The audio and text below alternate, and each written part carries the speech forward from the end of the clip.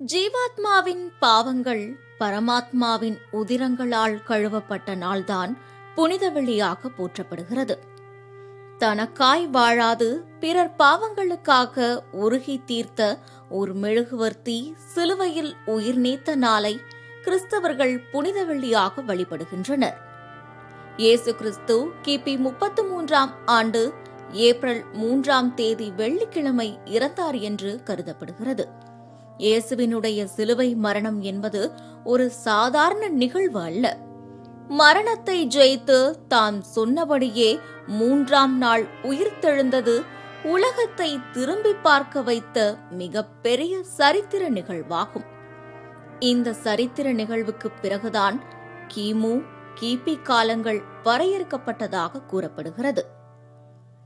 இயேசு வாழ்ந்த காலத்தில் இஸ்ரேல் ரோம பேரரசு ஆட்சியின் கீழ் இருந்தபோது அரசாங்கத்திற்கு விரோதமாக குற்றம் செய்பவர்களுக்கு மிக கொடூரமான முறையில் தண்டனைகள் அளிக்கப்பட்டன. அந்த தண்டனை குற்றமற்ற பிதாமகனுக்கும் கொடுக்கப்பட்டது.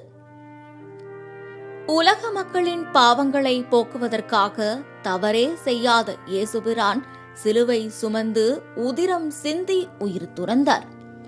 தனது துன்பங்களை பொருட்படுத்தாமல் பிறர் துன்பங்களையும் தானே சுமந்து எல்லோரையும் நல்வழிப்படுத்த நினைத்தார். இந்த நாளில் கிறிஸ்தவ மக்கள் உண்ணாவிரதம், பிரார்த்தனைகளில் தீவிர கவனம் செலுத்துவார்கள். புனித வெள்ளியானது ஒரு துக்க நாளாக இருப்பதால் கிறிஸ்தவ தேவாலயங்கள் அலங்காரங்கள் இல்லாமல், விளக்குகள் ஏற்றப்படாமல் வெறுமையாக இருக்கும்.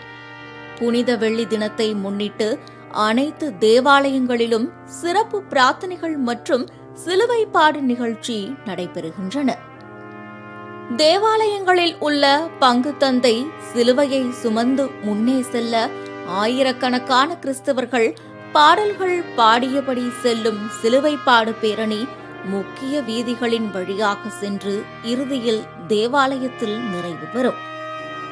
தன் நண்பர்களுக்காக உயிரை கொடுப்பதை விட மேலான அன்பு யாரிடமும் இல்லை என்று அன்புக்கு இலக்கணம் வகுத்த இயேசு மறைந்த நாளில் அனைவரையும் சாதி மத பேதங்கள் இன்றி நேசிப்போம்.